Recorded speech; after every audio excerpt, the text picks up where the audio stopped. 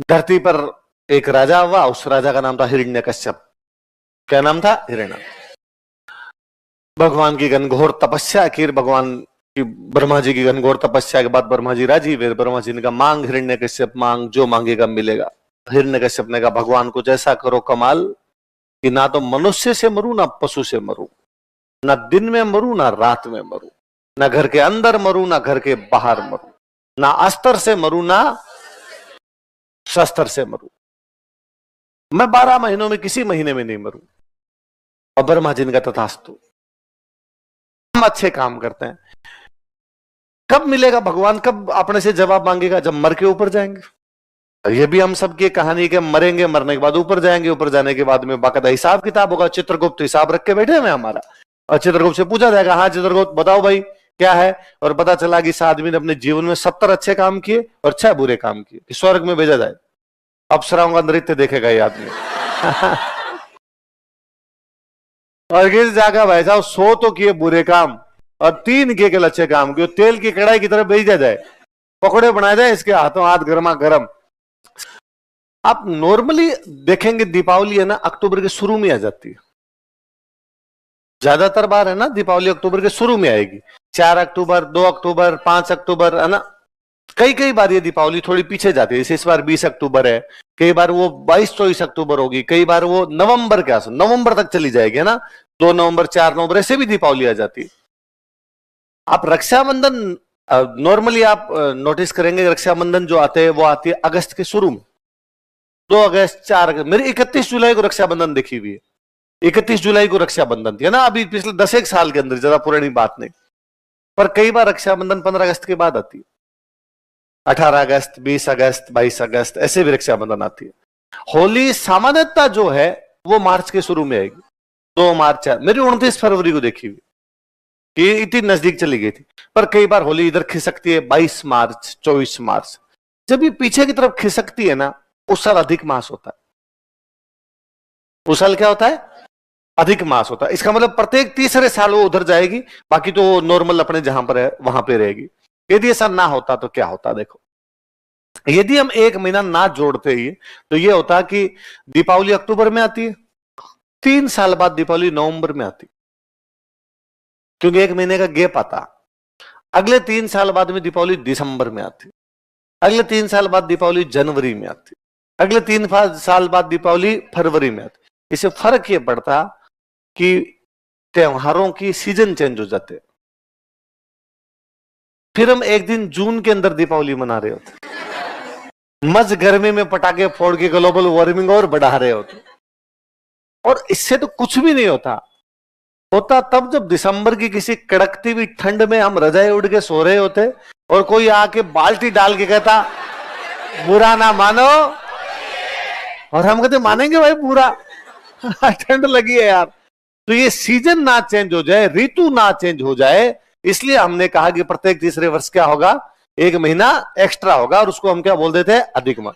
ये तो लॉजिक है ना, सीधा सीधा सा। हमारी इसके पीछे एक कहानी भी है। हमारी कहानी ये है कि धरती पर एक राजा हुआ, उस राजा का नाम था हिरण्यकश्यप। क्या नाम था? हिरण्य। भगवान की घनघोर तपस्या की, भगवान की ब्रह्मा जी की घनघोर तपस्या के बाद ब्रह्मा जी राजी हुए। ब्रह्मा जी ने कहा मांग हिरण्यकश्यप मांग, जो मांगेगा मिलेगा। हिरण्यकश्यप ने कहा भगवान कुछ ऐसा करो कमाल कि ना तो मनुष्य से मरूं ना पशु से मरूं, ना दिन में मरूं ना रात में मरूं, ना घर के अंदर मरूं ना घर के बाहर मरूं, ना अस्त्र से मरूं ना शस्त्र से मरूं, मैं 12 महीनों में किसी महीने में नहीं मरूं। और ब्रह्मा जी ने कहा तथास्तु। अच्छा, हम सब शांत इसलिए हैं क्योंकि हमें डर है किसी न किसी चीज का, है ना। डर ये हो सकता है यदि हमने बदमाशी की तो पुलिस पकड़ लेगी, डर ये हो सकता है कि बदमाशी की तो घर वालों का नाम खराब हो जाएगा, डर ये हो सकता है कि चोरी चकारी कोई बुरा काम किया तो भगवान को क्या जवाब देंगे ऊपर जाके, डर ये हो सकता है कि नरक में चले जाएंगे यदि कोई खोटे काम किए। इस प्रकार की खूब सारे सामाजिक, आर्थिक, नैतिक, कानूनी बंधन है, इसलिए हम शांत बैठे हैं।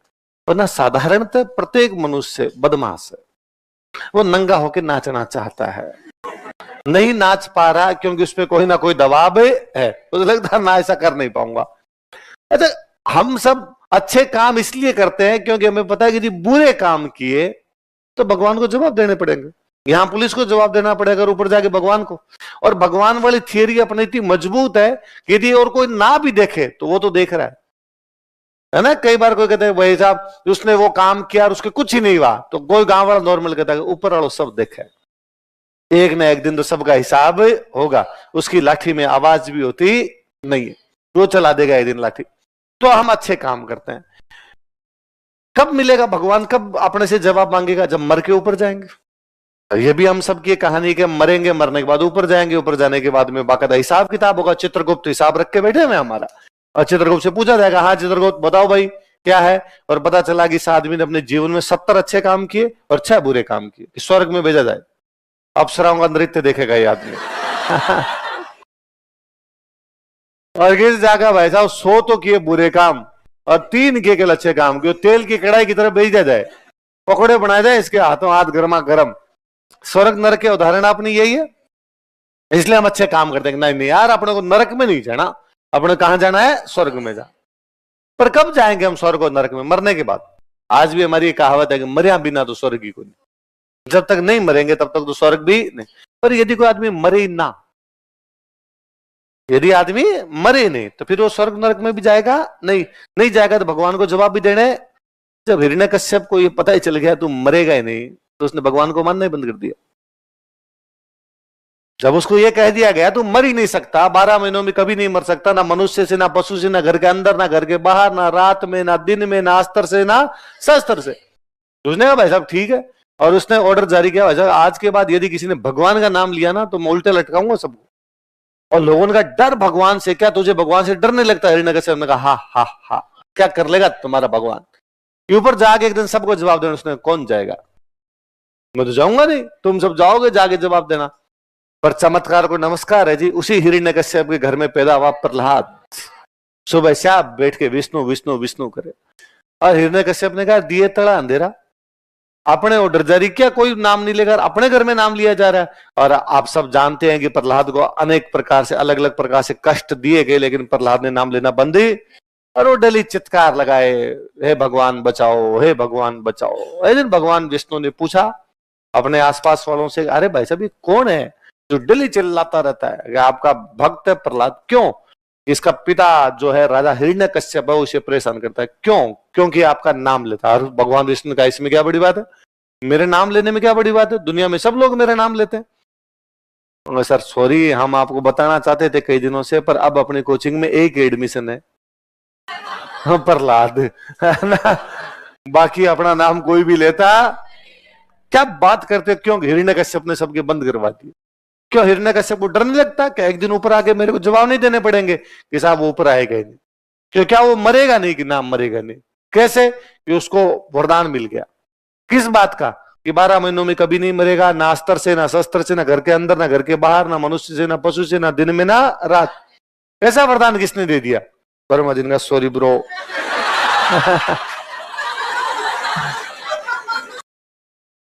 विष्णु भगवान ने कहा कोई बात नहीं, भाई कह के आ गया तो आ गया।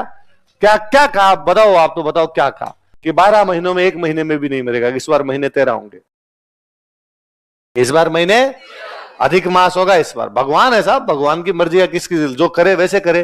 साहब ना मनुष्य से मरे ना पशु से, नरसिंह, आधा नर और आधा ना घर के अंदर ना घर के बाहर की दरवाजे पे, दहली पे मारेंगे उसको। कि ना साहब रात को ना दिन में, गोधूली शाम को जब सूर्य भगवान डूब रहे होंगे, चंद्रमा आ रहा होगा, कि ना अस्त्र से ना शस्त्र से, कि नाखून, नाखून ना अस्त्र में आते ना अस्त्र जो हाथ में पकड़ा, शस्त्र जो हाथ में पकड़ा जाए, अस्त्र जो फेंक के मारा जाए। नाखूनों को न तो फेंक के चलाया जा सकता, ना हाथ में पकड़ा जा सकता है, चीर देंगे हम इसको। भगवान विष्णु आते हैं, हिरण्यकश्यप को नरसिंह अवतार धारण करते हैं, अपने नाखून से घर की दहलीज पर गोधुली वेला में मार के कष्टों का छुटकारा देते हैं। पुरुषोत्तम खुद आए, जो पुरुषों में उत्तम है वो खुद आए। इसलिए मास का नाम क्या है? क्या नाम है? पुरुषोत्तम। और हमें दुखों से क्या दिलवाया? छुटकारा। कष्टों से क्या दिलवाया? छुटकारा। पाप क्या हुए? समाप्त। इसलिए आज भी हम ये मानते हैं कि अधिक मास इसलिए आता है क्योंकि पाप बढ़ जाते हैं। इसलिए गांव में कहते हैं अधिक मास में दान पुण्य करने चाहिए, है ना? अधिक मास में दान पुण्य करने चाहिए, क्योंकि क्या बढ़ गए? पाप। अब वो कहानी वहां से थी, फिर धीरे धीरे वो अपने रूप ले लेती, अलग अलग कहानियां अलग अलग जगह चली जाती। आई बात समझ में? उसका लॉजिकल पार्ट कौन सा है हमारा, उसका पौराणिक पार्ट कौन सा, दोनों समझ में आएंगे। चलो